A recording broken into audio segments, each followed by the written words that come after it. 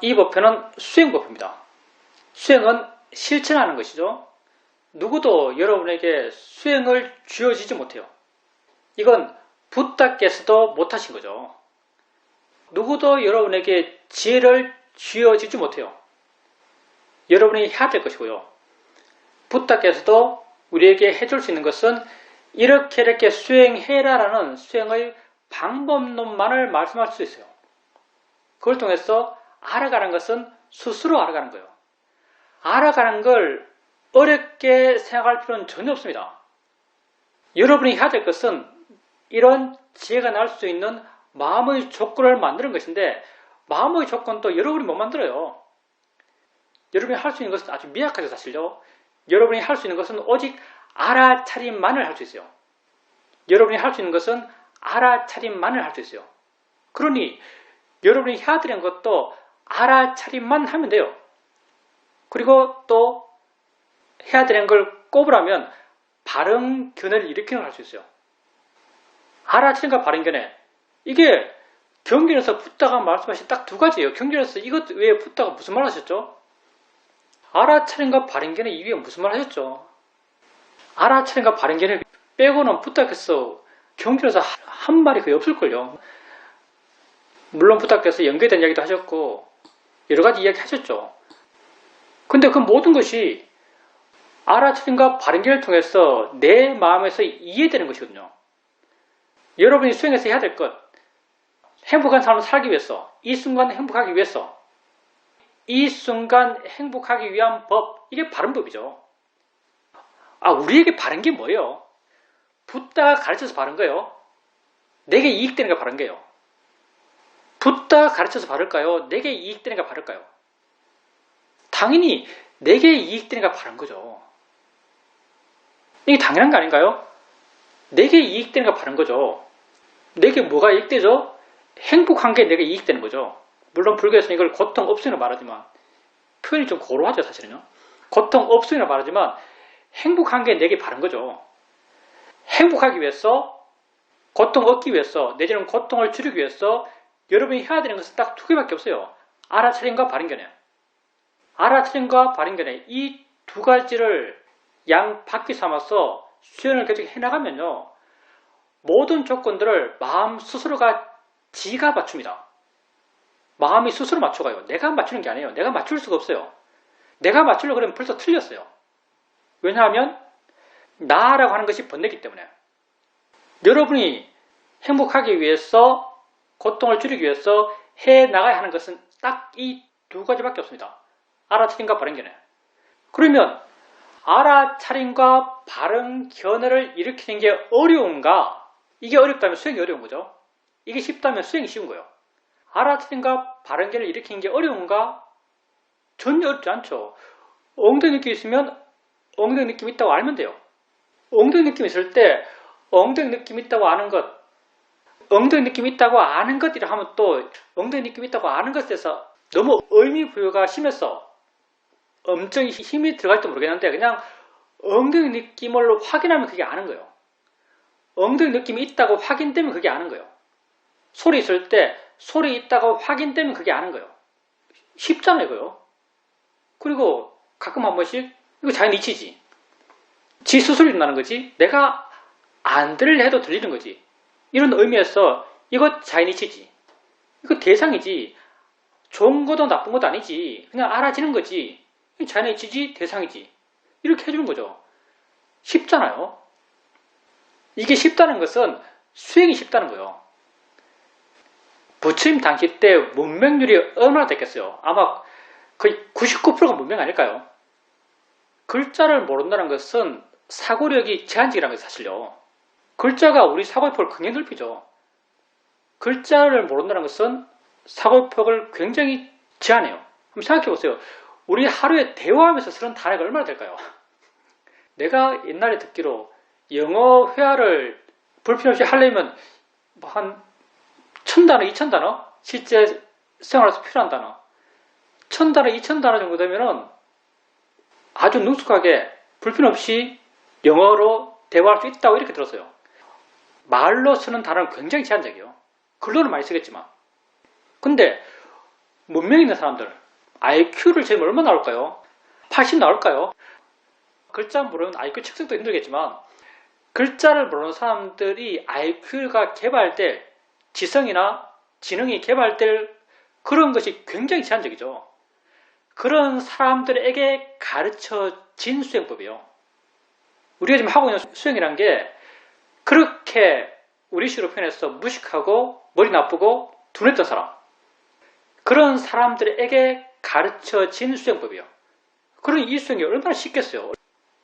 시대가 변하고 똑똑한 사람들이 이 공부를 하고 똑똑한 사람들이 자기의 그런 유식한 광대한 언어적 풀 속에서 이 가르침을 막 자기가 쓰다 보니까 그게 84,000경이 되고 수많은 논서가 되고 뭐 아귀단 말이 머리 이렇게 만들어지고 엄청 어렵지만 태초에 부탁해서 가르칠 때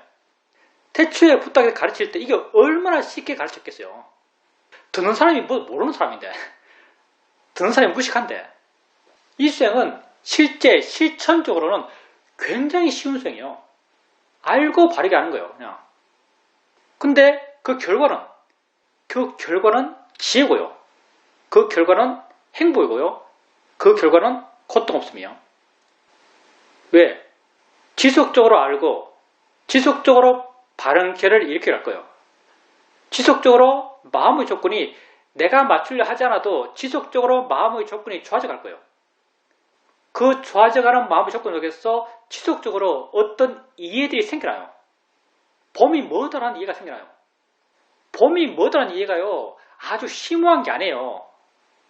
지혜라는 게 정말 오묘한데, 봄이 뭐다 하면 이게 어느 쪽으로 설명되지 않으니까, 어느 쪽으로 설명하지 않으니까, 봄이 뭐다라는 것이 이게 뭐야 라고 서술해서 말해지지 않기 때문에 뭔가 심오한 게 있겠거니 생각하지만, 구체적으로 표현하면 너무 시시하기 때문에 이걸 그냥 뭐다라는 이런 두리뭉실하게 표현하는 거예요.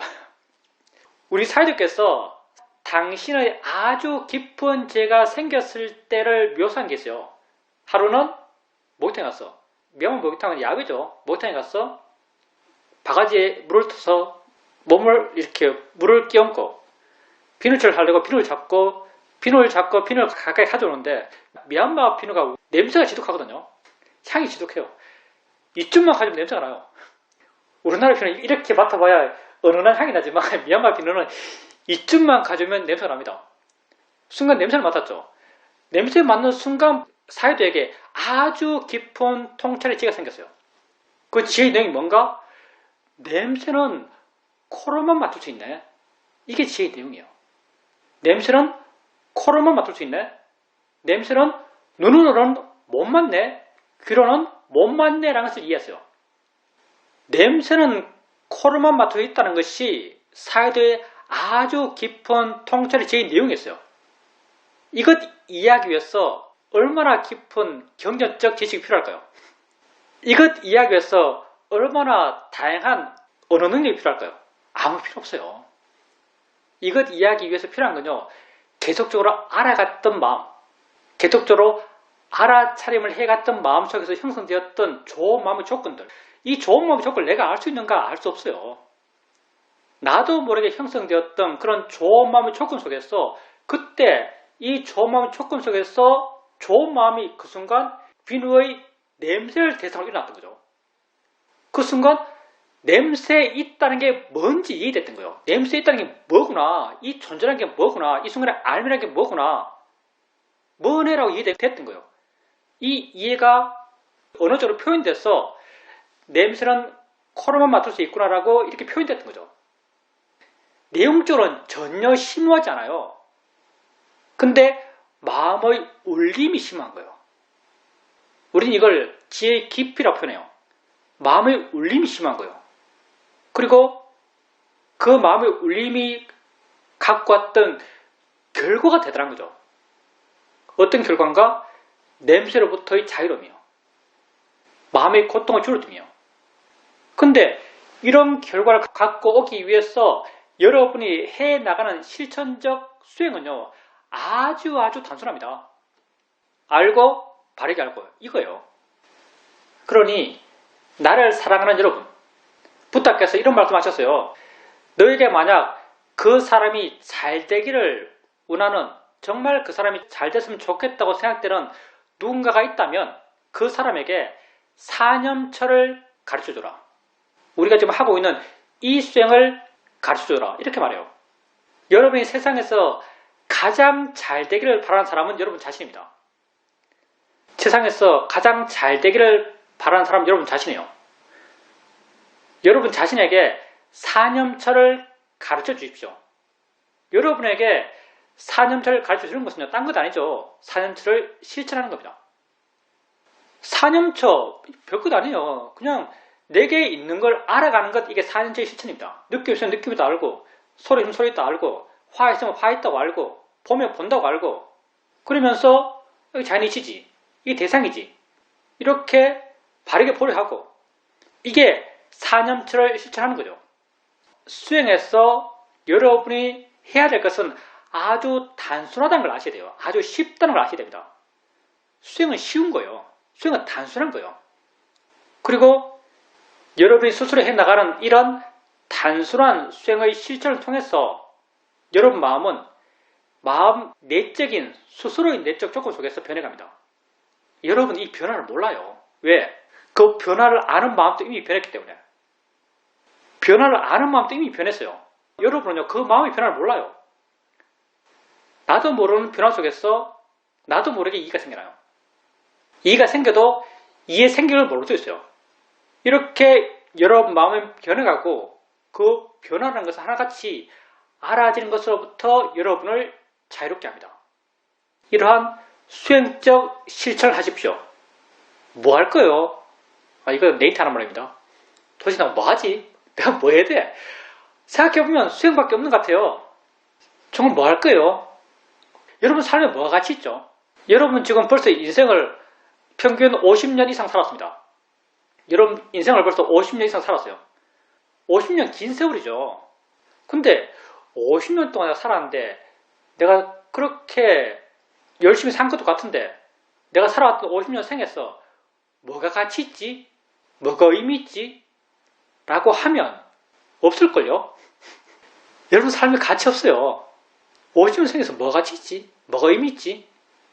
이게 남에게 보여주는 게 아니고요. 남에게 보여줄 건 많아요. 내가 옛날에 이렇게 훌륭한 일을 많이 했어. 내가 옛날에 이렇게 대단한 일을 많이 했어. 내가 이렇게 대단한 삶을 살았어 라고 남에게 해줄 말은 여러분 다 많을 거예요. 근데 나에게 해줄 말이 있나요? 나에게 해줄 말이 없어요. 내 마음이 정말 내적으로 우러나서 공감하는, 내 삶이 이것 있어서 가치 있었어 라고 공감하면서 동의해줄 만한 것은 없어요. 없는 게 당연해요. 원래 없거든요. 원래 없어요. 왜? 가치 있는 삶은 내가 그 가치를 느껴야 돼요. 근데 내가 그 가치를 느낄까요? 마음이 그 가치를 느낄까요? 마음이 그 가치를 느끼죠. 가치는 마음이 느끼는 거예요. 그러면 그 가치를 느끼는 마음은 어제 있었을까요? 내일 있을까요? 지금 있을까요? 지금 있어요. 그 가치를 느끼는 마음은 지금 있어요. 그 의미를 느끼는 마음은 지금 있어요. 자, 그러면 가치 느끼는 마음, 의미 느끼는 마음이 지금 있어요. 그러면 가치 느끼는 마음, 의미 느끼는 마음이 어제 있었던 걸 갖고 의미와 가치를 느낄까요? 내일 있을 거를 갖고 의미와 가치를 느낄까요? 아니면 지금 있는 거를 갖고 의미와 가치를 느낄까요? 마음은 오직 지금 있는 것에 대해서만 일어납니다. 그러니 가치 느끼는 마음, 의미 느끼는 마음은요, 지금 있는 것에 대해서만 일어나요. 다르게 표현하면 지금 알아지는 것에 대해서만 가치를 느낄 수 있고요. 지금 알아지는 것에 대해서만 의미를 느낄 수 있어요. 그러니 여러분 삶의 가치, 여러분 삶의 의미는요, 오직 지금 있는 거죠. 과거에 있는 것도 아니고 미래에 있는 것도 아니에요. 지금 있는 것, 여러분이 삶의 의미를 느끼는 지금 있는 것은 어떤 거죠? 지혜의 마음, 자유로운 마음, 기쁨의 마음, 행복한 마음, 바른 마음, 내 바른 행동, 내 바른 말, 다 지금 있는 것들이죠. 여러분이 여러분 삶에서 의미와 가치를 발견할 수 있는 건요, 오직 지금 있는 거예요. 그러니 가치 있는 삶, 행복한 삶, 의미 있는 삶, 보람된 삶을 살기 위해서 해야 될 게 뭐죠? 지금 수행하는 거죠, 사실. 지금 마음을 좋게 나가는 거죠. 지금 의미와 가치를 느끼는 마음을 만들어가는 거죠. 그런 조건들을 만들어가는 거죠. 지금 기쁨을 느낄 수 있는 그런 마음의 조건을 만들어가는 거죠. 다 그게 수행하는 마음이고요. 수행하는 과정 속에서 조건되어서 그런 마음이 생기는 거죠. 그러니 살면서 뭐 할 거요? 저도 이렇게 못 삽니다, 사실은. 다 같이 생각해보는 거예요, 다 같이. 내가 여러분에게 나는 이렇게 사니까 여러분 사세요 이게 아니고요. 난 그렇게 못해요. 붙어만 할 수 있는 말이지 이건. 우리 다 같이 고민하는 겁니다. 살면서 뭐 할 거요? 살면서 수행해야 됩니다. 이것밖에 할 게 없어요. 나를 위해서. 진정 바르게 나를 위하는 게 진정 남을 위하는 거예요. 바르게 자리, 나에게 이익된 게 바르게 이익한 거죠. 남에게 이익된 거예요. 우리는 수행에서는 오직 자리 이야기밖에 안 합니다. 이익타는 따라오니까. 수행에서는 내게 이익된 것밖에 이야기 안 해요. 정년도 이런 걸 읽어보세요. 붓다가 정년에서 너에 대해서 어떻게 해라 말밖에 안 나와요. 물론 뭐 안구 따라 같은 데 보면은 약간 교훈적인 이야기 나오긴 나오지만 대화하다 보면 그런 이야기 나왔겠죠.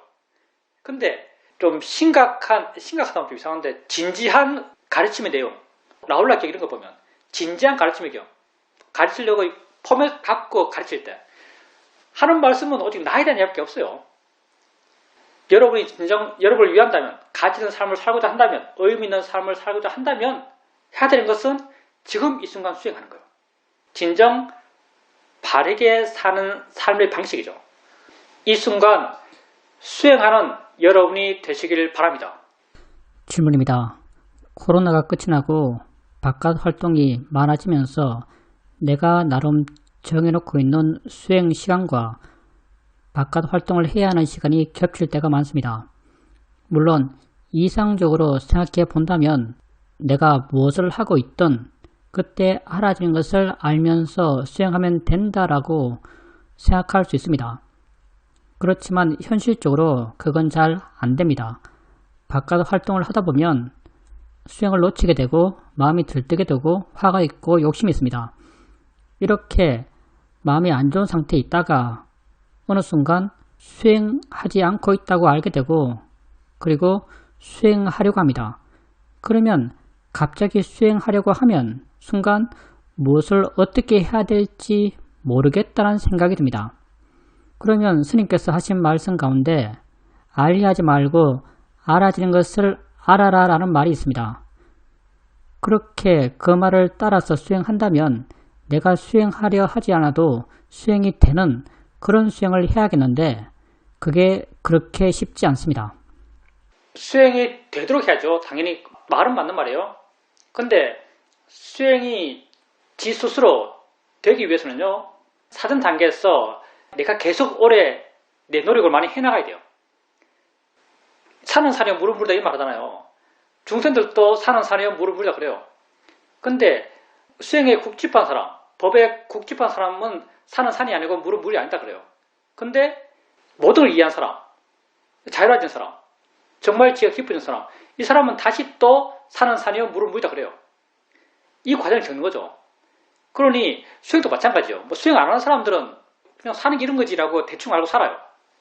수행 열심히 하는 사람, 열심히 한다는 것은 내가 열심히 하는 거죠. 이 단계에서는 열심히 하는 사람은 계속 하려고 그러고 가볍게 하려고 그러고 옮기려고 그러고 자기는 이치로서 이해하려고 그러고 대상으로 이해하려고 그러고 하려고 그래요. 그런 과정을 겪고요. 그렇게 바르게 수행하는 과정 속에서 조금씩 내가 줄어들고 조금씩 마음이 힘이 있어지고 이런 과정을 겪고 그리고 나중에 수행이 그냥 되는 하려 하지 않아도 그냥 되는 그런 수행적 능숙도가 생기는 거죠.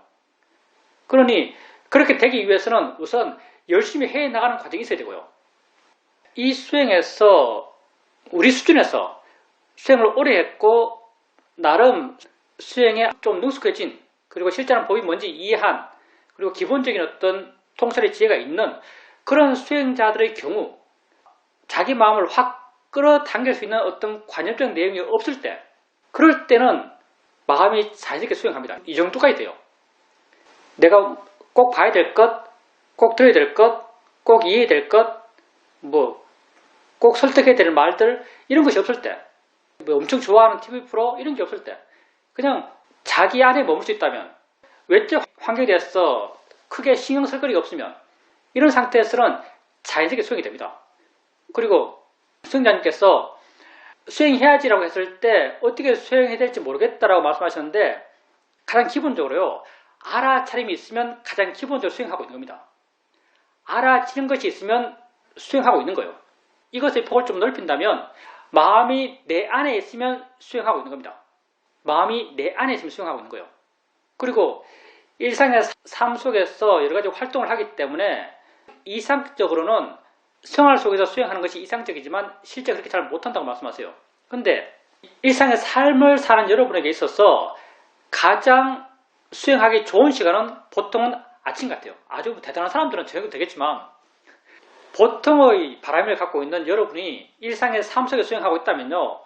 여러분 수행에서 가장 좋은 시간은 아침 시간대요. 그래서 아침 시간을 좀 효과적으로 이용하길 바랍니다. 아침에 좀 일찍 일어나고 일찍 일어나려면 저녁에 좀 일찍 자야죠. 아침에 좀 일찍 일어나고 아침에 한 타임 좌선 꼭 한 시간 아니더라도 한 타임 좌선 한 타임 경영 정도 좀 수행해야겠다 생각하면 이 정도까지 할 수 있지 않을까 생각해요. 이 정도를 지키고 낮에 뭐 친구 만나서 수다 떨고 그때 잊어버리고 또 돌아온 지하철에서는 할 거 없으니까 눈 감고 앉아서 또 수행하고 그리고 집에 오는 걸음에서는 걸을 때 볼 거 있나요? 대충 앞에 보면서 느낌 대충 알고 그리고 보다가 걷다가 엄청 눈에 거슬리는 뭔가 보이는 게 있으면 아직 보일 뿐이지 라고 하면 바른 견을 일으키고 이 정도 수행 내가 생각하기에는 삶 속에 수행하는 여러분에게 있어서 이 정도 수행의 밀도를 갖는다면요 나름 수행을 열심히 하고 있는 겁니다.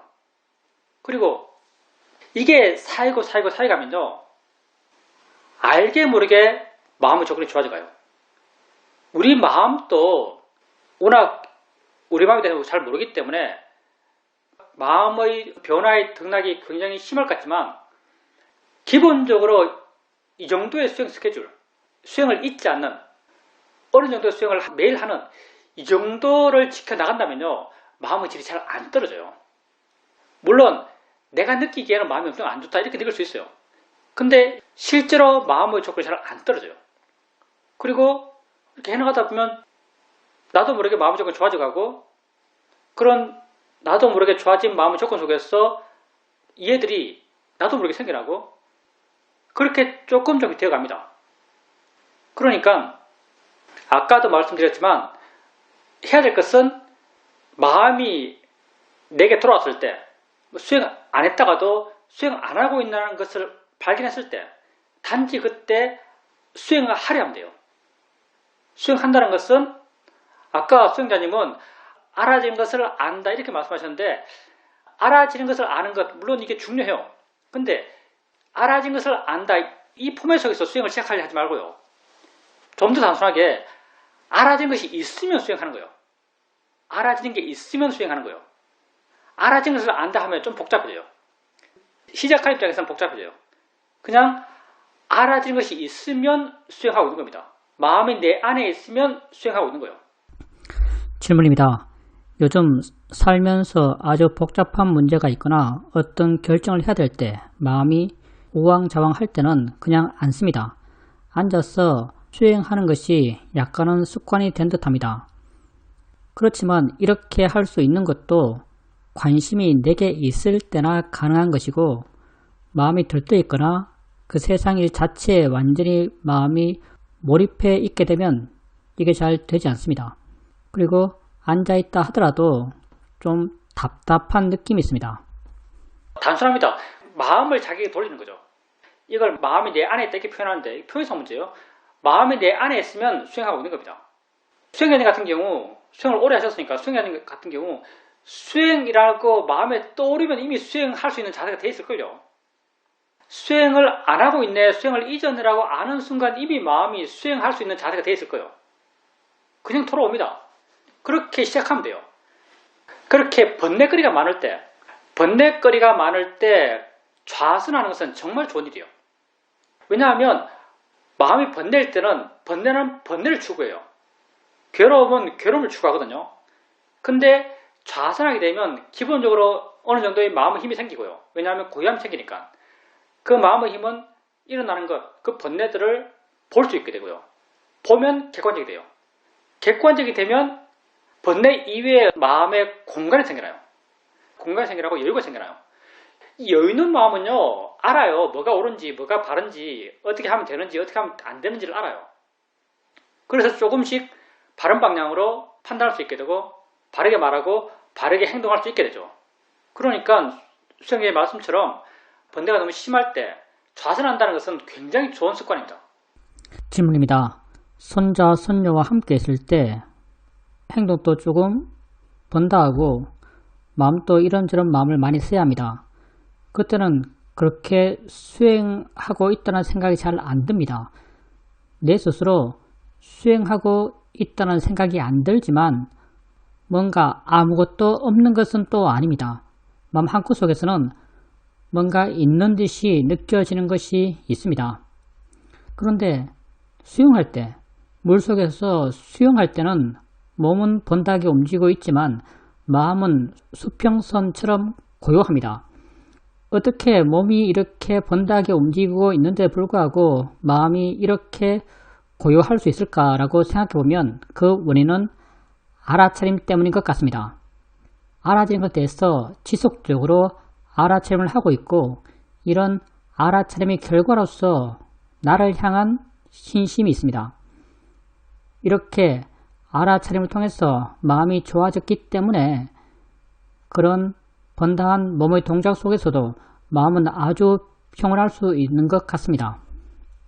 손자, 손녀 있을 때 수행이 잘 안 되는 건 수행자님만 그런 게 아니고요. 다 그래요. 우리가 수행 못하는 경우는 딱 한 경우입니다. 수행 잘하는 사람도, 수행 능숙한 사람도 수행 못하는 경우는 딱 한 경우요. 대상에 대해서 내가 큰 가치를 부여했을 때, 대상에 대해서 내가 큰 가치를 부여했을 때 우리는 수행이 안 돼요. 수행이라는 게 뭐겠어요? 수행에서 여러분이 하고자 하는 것은 마음을 바꾸자는 거예요. 그러면 수행을 통해서 바뀌어진 여러분 마음은 어떤 마음이죠? 대상에 대해서 의미 부여하자는 마음이에요. 이게 지혜 있는 마음이죠. 이게 물러나는 마음이고 가벼운 마음이고 자유로운 마음이고 우백한 마음이죠. 그러니 대상에 대해서 내가 큰 가치를 부여하고 있다면 물러나지 못한 것이고 가볍지 못한 것이고 우백하지 못한 거죠. 당연히 대상에 붙어있는 것이고 마음이 반응하게 되고 마음의 질이 떨어지고 수행이 안 되는 거죠. 그래서 여러분이 세상에서 가장 수행해야 할 대상, 가장 수행해야 할 대상은 우선은 1번은 여러분 자신이고요. 2번은 여러분 가족입니다. 왜? 여러분 수행 왜 하죠? 괴롭지 않으려고. 여러분 괴롭지 않으려고 수행하는 겁니다. 행복하려고 수행하고 괴롭지 않으려고 수행하는 거예요. 그러면 세상에서 누가 가장 여러분을 괴롭힐까요? 누가 나를 가장 괴롭히는가? 1번이 나고요. 1번이 나고요. 2번이 가족이에요. 여러분은 내가 나를 괴롭히는 건 잘 몰라요, 사실. 사실은 근데 우울증, 공황장애, 이게 다 내가 나를 괴롭히는 거죠. 정말 큰 괴로움은요, 내가 나를 괴롭히는 거예요. 근데 여러분 기억에 있는 괴로움, 살아오면서 내가 정말 이때 괴로웠어, 내가 처절하게 괴로웠어 하면 그 대상은 누구냐면 주로 대부분 가족이에요. 여러분 정말 처절하게 괴로웠을 때는 가족이에요. 왜 가족이 그렇게 나를 괴롭게 했는가? 내가 가족에 대해서 큰 가치를 부여했기 때문에, 큰 의미를 부여했기 때문에. 그래서 세상에서 내가 가장 큰 가치를 부여한 나 자신, 그 다음 큰 가치를 갖고 있는 내 가족들, 이 사람들이 사실은요, 나도 객관화시켜서 이 사람이죠. 이 사람들이 사실은요, 가장 나를 괴롭힌 사람이에요. 그러니까 내가 세상에서 가장 열심히 대상 삼아서 수행해야 할 사람들, 그 사람들은 나와 내 가족이죠. 가장 나를 괴롭힌 사람이에요. 그러니 가족들과 함께 있을 때 수행 잘 못하는 건 다 그렇고요. 근데 그렇게 가족과 함께 있을 때 서로 어울리고 서로 이야기하고 하는 가운데서 수행자님 마음 한구석에 뭔가 있는 듯이, 뭔가 하는 듯이 뭐가 있다면, 마음의 느낌을 느껴졌다면요, 사실 그건 마음의 어떤 이해가 있기 때문이고요. 그때 마음이 설령 밖에 나가 있는 듯이 느껴지더라도 어느 부분 수행자님 안에 마음이 있었기 때문에 그런 느낌이 있었을 거예요. 그러니 모르지만 수행하는 마음이 있었던 거죠. 그런 마음이 있었기 때문에 그런 마음의 느낌이 있었을 겁니다. 그리고 수행할 때 몸은 뭐 막 움직이고 있고 몸은 계속 변하지만 마음은 평온해요. 평온함과 뭐 기쁨과 가치, 보람, 의미 이런 걸 느끼는 마음도 생겨나요. 그럼 이런 좋은 마음의 조건은 뭐가 맞췄는가? 뭐 때문에 그렇게 좋은 마음이 생겼는가? 당연히 그건 알아차림이죠. 수행자님에게 그때 확인되는 것은 알아차림밖에 없어요. 왜냐하면 수행자님은 그때 뭔가를 알고 있으니까. 근데 계속 수행해 오셨고 그리고 수행할 수 있을 때 수행해 오셨고 그런 과정 속에서 알게 모르게 마음의 힘이 좋아졌고 좋은 마음의 힘이 좋아졌고 마음의 조건이 맞아졌고 이런 마음의 조건 속에서 수행할 때 동작 알고 느낌 알고 할 때 동작 알고 느낌 알고 할 때 동작을 아는 마음 느낌을 아는 마음 느낌을 알아차림하는 마음이 있는 것이 아니고 느낌을 알아차림하는 마음이 있는 동시에 느끼게 대한 고요함 느끼게 대한 신심 느끼게 대한 지혜 느끼게 대한 마음의 활발함 노력 이런 마음들이 다 함께 있는 거죠. 이런 마음들이 수행자님도 모르게 조건들에서 다 함께 있는 것이고 이런 알아진 것에 대한 좋은 마음의 조건들 속에서 그런 기쁨들, 보람들, 의미들, 가치들 이런 것을 느끼는 마음도 따라서 일어나는 거죠. 그러니까 그때 수행자님이 알아진 것에 대해서 알려고 하는 마음이 있었기 때문에 그런 좋은 마음이 있었다라고 말할 수 있습니다. 그러니까 우리가 할 수 있다면 그렇게 항상 알아차림이 있도록 해야죠. 알아차림이 제일 중요합니다. 우리 수행 자체가 사티빠타네요. 알아차림 명상이죠. 마음은 지가 스스로 그 조건들을 만들어갑니다. 질문입니다. 요즘은 몸에 어느 정도의 통증이 항상 있습니다. 그리고 가끔 가다가는 눈에서 프리즘 같은 것도 나타나고 그렇게 한쪽 눈에서 프리즘이 나타나면 그 눈은 잘 보이지도 않습니다. 그리고 또 가끔 다리에 쥐가 나기도 합니다. 이런 것을 이름 붙이면 다 고통이라고 할 수 있겠지만 그런 것에 대해서 그냥 원래 있는 거지 느낌이지 라고 봐나가려고 하고 있고 별로 대수롭지 않게 느낌으로 그렇게 볼 수 있습니다. 수행을 해가면서 점점 그냥 함께 있는 것으로 받아들이는 것으로 별로 마음에 동요 없이 그렇게 일어난 것들과 함께 공존해 간다라고 그렇게 느껴지기도 합니다. 점점 수행하는 것이 자연스러워지고 좌선하고 경행하고 또 일상의 삶 속에서 할 수 있는 만큼 수행하고 또 할 수 없을 때는 또 할 수 없는 것이고 다시 돌아와서 다시 수행하고 이런 삶의 과정에서의 수행과 삶이 자연스러워진다, 함께 흘러간다 이런 느낌이 듭니다. 우리가 수행을 해나가면서 우리가 원하는 목적하는 수행의 가장 이상적인 케이스, 이상적인 형태는 삶과 수행이 하나 되는 거예요. 부처께서 수행을 말씀하실 때 그것이 결코 특별한 시간대, 특별한 장소에서 특별 활동으로 이렇게 해라라고 가르친 건 아니에요. 그럴 리가 없죠. 부처께서 이렇게 사는 것이 가장 의미 있는 삶이라고 그 삶의 방식을 가르쳐요. 살아가는 방식을 가르친 거죠. 법당 가서 좌선경행했어. 어떤 이해가 생기고 이해를 목적으로 그렇게 수행해라. 이렇게 가르쳤을 리가 없는 거죠. 지혜라는 것도 통찰이라는 것도 해탈까지도 그냥 결과로서 주어진 거예요. 내가 얻으려고 한 것도 아니고요. 단지 부처께서 가장 수승한 삶의 형태로서 알아차림과 바른견해를 우리에게 말씀해 주신 거죠.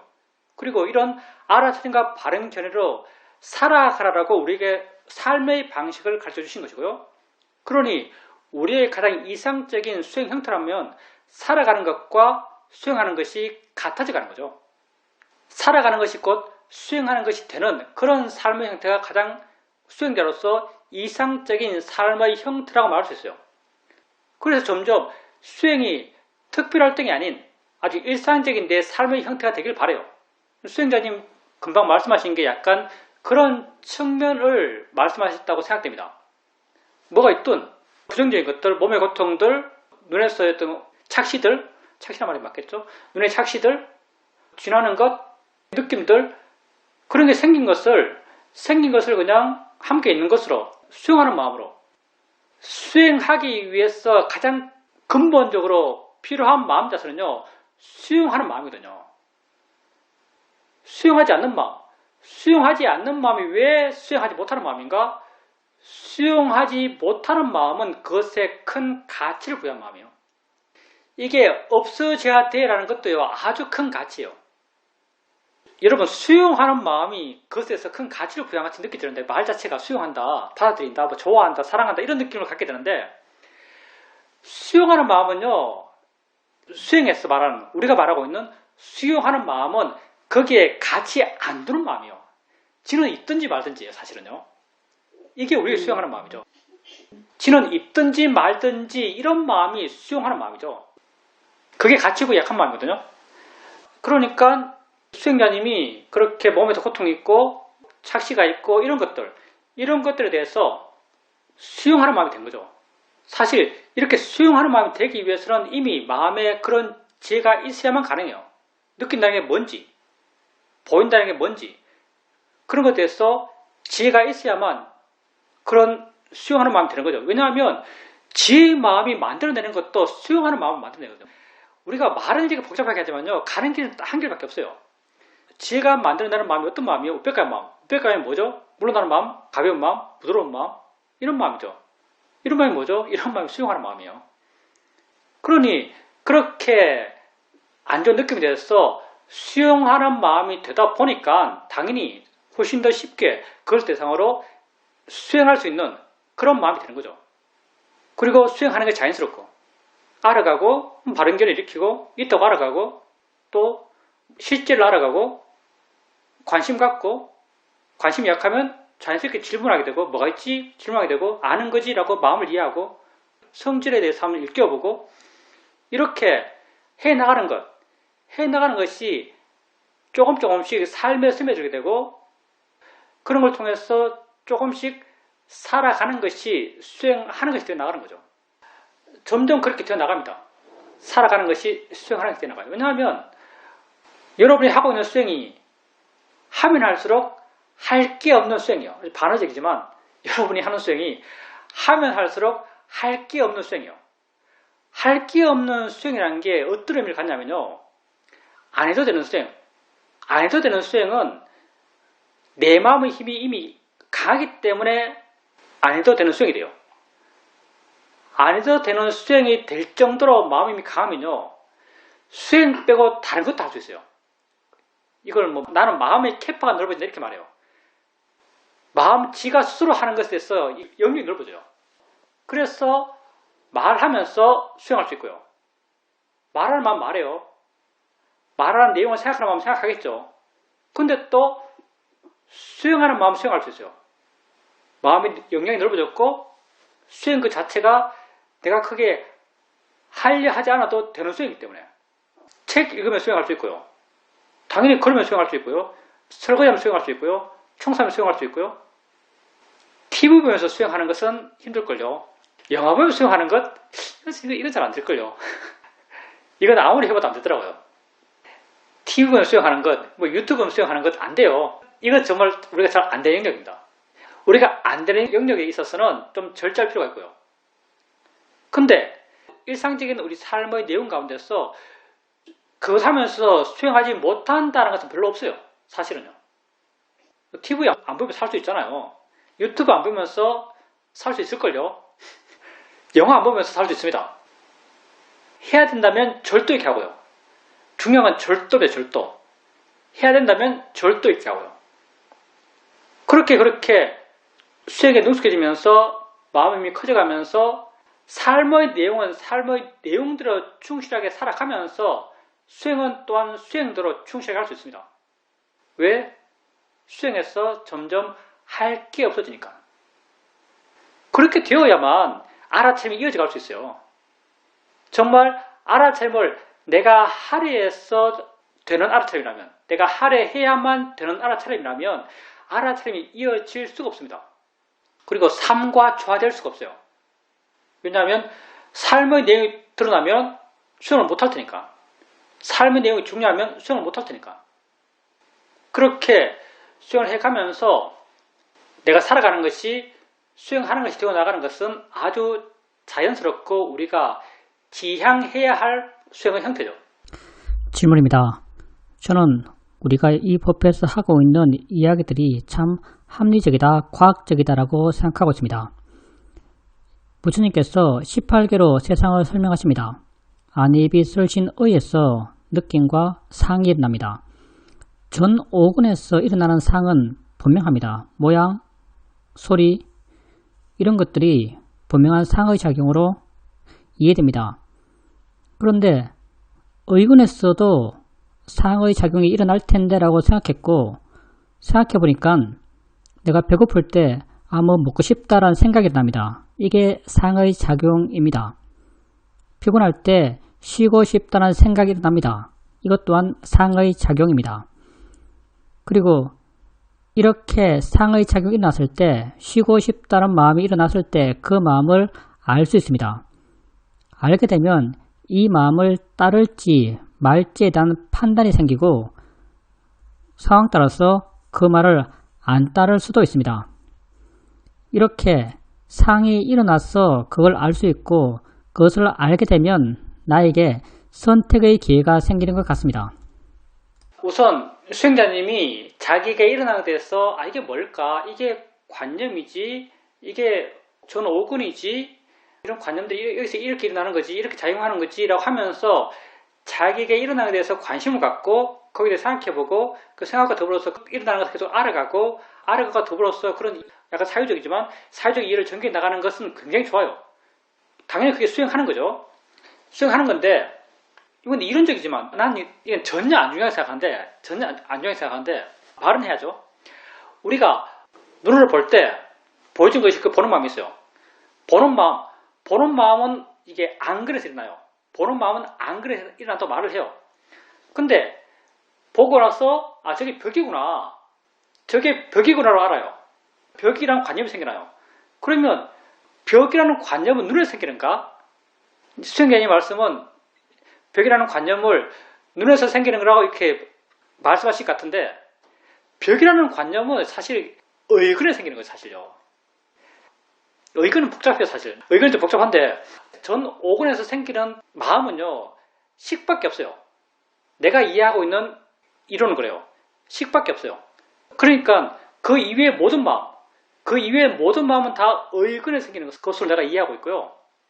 당연히 의근에서 이런 관념이 생겨납니다. 근데 그 관념들을 수행자님은 생각을 관념을 말씀하시는데 사실 우리가 아는 모든 것은 마음이 아는 것이고요. 마음이 뭔가를 알았다고 우리가 확인되는 것은 다 관념들이에요. 그러니 내가 뭘 안다고 하면 다 그건 관념이에요. 손 닿았을 때 손 닿으면 내게 알았던 게 뭐가 있어요. 손이 닿았을 때 내게 알았던 게 뭐가 있는데 뭐 느낌이라고 이름 붙이는 느낌이지만 느낌이라고 이름 붙이기 이전에 뭐가 이렇게 알아져요. 알아지고 있는 이건 뭔가? 이것도 관념이에요. 우리에게 알아졌다면 이미 관념이죠. 그리고 내가 집에 있는 고양이 생각하면 고양이 영상 이 관념이고요. 물론 생각의 내용 이 관념이에요. 근데 좀 더 깊이 들어가면 알아지는 것이 있다면 다 관념이에요. 그리고 이제 수행자님께서 기본적으로 생각을 관념을 아셨고요. 다시 말하자면 별로 안 중요해요. 이거요. 중요한 건 수행자님께서 수행자님이 일어난 걸 아는 게 중요해요. 그 아는 것이 뭐더라고 하는 것은 전혀 안 중요합니다. 그냥 수행자님에게 일어나는 것이 있다고 아는 게 중요해요. 수행자님께서 뭐 쉬고 싶다는 생각이 일어났어요. 그걸 뭐 관념을 이름 붙이든 뭐라 붙이든 쉬고 싶다는 생각이 일어난 걸 알았어요. 쉬고 싶다는 생각이 일어난 걸 안다는 게 중요한 것이고요. 이렇게 알게 되면요. 마음이 어느 정도 객관적이 돼요. 어느 정도 물러나요. 객관적이 되고 물러나게 되면 수행자님이 판단을 해요. 이 마음을 따라서 쉴 것인가? 이 마음을 안 따라서 안 쉴 것인가? 이걸 판단하게 되죠. 그리고 이거는 그냥 생각일 뿐이니까 이 마음을 안 따르는 게 옳겠다고 판단해요. 그리고 안 따르고 안 쉬었죠. 이렇게 알을 통해서 그것으로 자유로워지고 그것으로 물러나게 되고 객관적이 되고 그 객관성을 통해서 내가 옳은가 그런 걸 판단하고 적당한가 적당하지 않은 걸 판단하고 옳고 적당한 걸 내가 실천해 나가고 이런 어떤 마음의 반응이 중요한 거죠. 그러니 이론적인 전개들, 이론적인 이해들 이런 것은 사실은요 수행 입장에서 보면 정말 안 중요합니다. 이론적인 전개는. 예를 들어서 우리가 아는 마음 이야기예요. 느낌을 알고 있고 보이는 걸 알고 있고 소리를 알고 있어. 우리는 이걸 아는 마음이라 이름 붙이고 있죠. 근데 어떤 사람이 느낌 알고 있고 보여지는 걸 알고 있고 소리 알고 있는 이 아는 마음에 대해서 이걸 보는 마음이라고 수행하는 사람이 있어요. 어떤 사람이.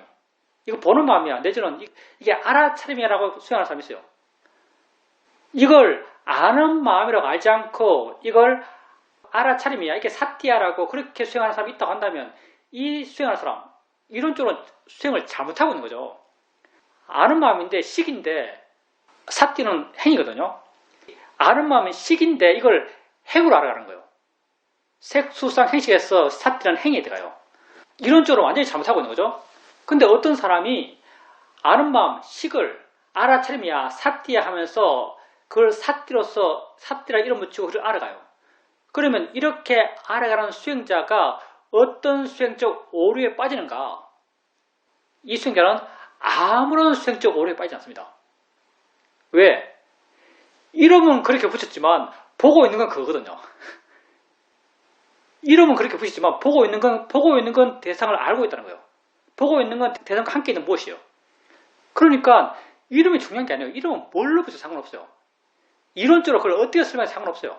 중요한 건 내가 지금 이 순간 그걸 어떻게 체험하는가, 지금 이 순간 내게 있는 그게 뭔가, 이름이 아니고 그 있는 그 모습 그대로, 있는 그 모습 그대로 하는 게 중요한 거지, 거기에 어떤 이름을 붙여서 그걸 알아야 하는가는요 수행적으로 아무 의미가 없어요. 수행적으로.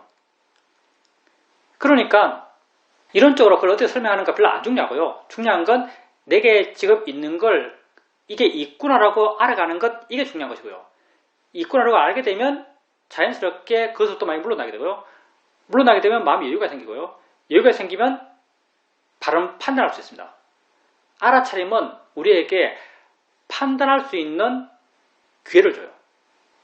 번뇌는 우리를 그냥 밀고 가버려요. 근데 알아차림은, 지혜는 우리로 하여금 판단할 수 있는 여유를 줍니다. 그러니 수행자님에게 사실은 더 필요한 건요, 이론적인 사고를 하는 것, 이론적인 사고도 좋습니다.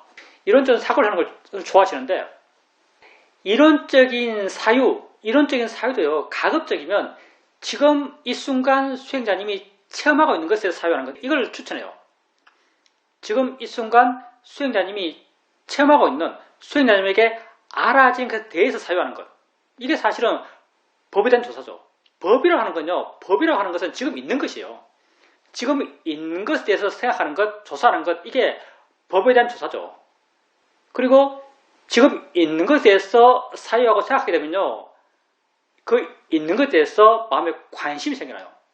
사실 법에 대한 조사의 목적은요, 법에 대한 관심이 마음에 생기기 위해서인 거예요.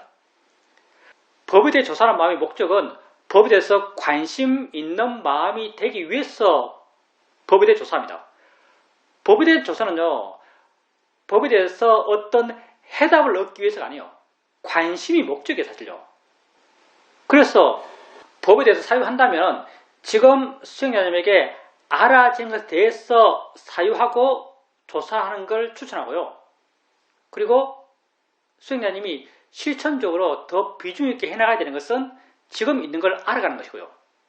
지금 있는 걸 계속 알아가게 되면요, 수행자님이 지금 사유적으로 생각해서 말씀하셨던 그런 내용들이 그냥 마음에다 이해가 돼요. 설령 내가 말로 표현하지 못하더라도 이해를 해요. 이게 여러분 이런 게 이해가 돼요. 말로 표현하지 못하더라도 이해를 해요. 예를 들면 봄이 뭐지? 봄이 뭐지라고 한다면 말로 설명하려면 설명이 안 돼요. 근데 나는 봄이 뭐지? 그러면 아, 봄이 뭐구나 라고 이해한 듯한 마음 느낌이 있어요. 말은 못하지만 난 이해하고 있어요. 이게 충분히 가능합니다. 이런 형태의 극단적인 모습이 바로 벽지불이죠. 벽지불. 아, 찍어붙다. 이해가 안 되잖아요. 왜? 아니 부처인데 법에 대해서 말을 못해요. 벽지구는 부처거든요. 부처인데 법에 대해서 말을 못해요. 이게 이런 입장에서 충분히 있을 수 있을 것 같아요. 법이 뭐지 하면 말로는 설명 못해요. 근데 내 마음의 느낌으로는 법이 뭐지라고 이해한 마음의 느낌이 있어요. 그러니까 사유적으로 이건 이거고 저건 저거지라고 분류하고 명확하게 이해하는 것은 사실 별로 안 중요합니다. 그리고 그런 분류와 그런 명확성이 언어의 수준에서는 그게 정확해요. 근데 그게 실제의 수준에서는 다 틀렸어요. 실제의 수준에서는요, 다 틀렸어요. 아는 마음이라 하면요, 아는 마음이 아니에요. 금강경이 사실은 절묘하게 표현하고 있는데, 아는 마음을 하면요, 아는 마음에 대해서 이미 틀렸어요. 진짜 실제에 있는 아는 마음을 이해하면요, 그 아는 마음은 아닌 게 아니에요. 그러니, 아는 마음을 하면요, 법을 하면 법이 아니죠. 근데, 그런 언어 갖고 하는 사회적 전개들, 언어 갖고 하는 사회적 전개는요, 아는 마음은 아는 마음이라는 그런 어떤 전제 속에서 전개돼요. 보는 마음은 보는 마음이라는 그 전제 속에 전개돼요. 이런 걸 참여라는 전제 속에서 전개되는 거죠. 근데 실제는 아는 마음은 아는 마음이 아니에요. 보는 마음은 보는 마음이 아니에요. 어이들은 어이도가 아니에요. 사띠는 사띠가 아니에요. 그 이름이 사띠일 뿐이죠. 금강경 이거죠. 금강경은 아는 마음은 아는 마음이 아니다. 단지 그 이름이 아는 마음일 뿐이다. 이렇게 말하죠. 이게 정말 법에 대해서 아주 절묘하게 말한 거예요. 그러니까 그렇게 사유적으로 이해하는 것은 사실 별로 안 중요합니다. 정말 중요한 건 실천적으로 수행해 나가는 것이고 실천적으로 수행해 나가는 과정 속에서 내가 이해하는 것이 아닌 마음이 조금씩 알아가는 우리의 마음의 느낌으로서는 이해한 듯이 느껴지는 그게 진짜 이해한 거예요. 왜 그게 진짜 이해한 것을 말하는가? 진짜라는 게 뭘까요? 나를 바꿀 수 있는 것이 진짜예요. 그런 이해는 정말 나를 바꿔요. 근데 사회적 이해는 나를 못 바꿔요. 내가 지금 아무리 내가 앞으로 재보고 뒤로 재봐도 나는 지금 살아요. 난 현재 살아요. 나는 현재 산다고 이해해요. 근데 나는 현재 산다는 이런 이해가 나를 과거와 미래로부터 자유롭게 하는가? 자유롭게 못하죠. 한데도 아주 순간적이죠. 근데 내가 현재를 확인하고 현재 있는 느낌을 알아가고 현재 있는 소리를 알아가고 또 다른 느낌을 알아가고 또 다른 소리를 알아가고 이런 과정 속에서 나도 모르게 조금씩 이해들이 싹 트가요. 지금뿐이구나. 이런 이해가 싹 트가요. 그리고 이런 이해는 진짜 내 마음을 과거와 미래로부터 자유롭게 해요. 미래로부터 내 마음을 부드럽게 해요. 그러니까 이런 이해를 하기 위해서 수행자님이 더 비중 있게 해야 될 것은 지속적인 알아차림과 바른견입니다. 채팅으로 질문하게 왔는데 아까 사회도 1화 이야기했던 거기에 됐습니다. 코만 냄새를 맡을 수 있다는 것을 아는 순간 어떻게 냄새로부터 자유로워질 수 있을까요? 이렇게 말했는데 우리가 자유로워진다라고 말하면 오해의 소지가 있죠. 사실은요. 이게 코로만 냄새를 맡을 수 있다고 아는 순간요. 마음이 부드러워져요. 마음이 물러나요. 마음이 가벼워져요. 이걸 우리는 자유로워졌다고 말하는 거예요. 이게 똑같은 현상에 대한 다양한 묘사예요. 물러난다, 가벼워진다, 부드러워진다, 자유로워진다, 해방된다. 이게 다 똑같은 상태에 대한 다양한 표현들입니다. 당연히 이런 지가 있을 때 마음이 부드러워지고 마음이 가벼워져요. 이게 자유로워지는 거죠. 알아진 것으로부터 마음이 자유로워져요. 진짜 지혜는 언제나 마음을 이런 방향으로 바꿔놓습니다.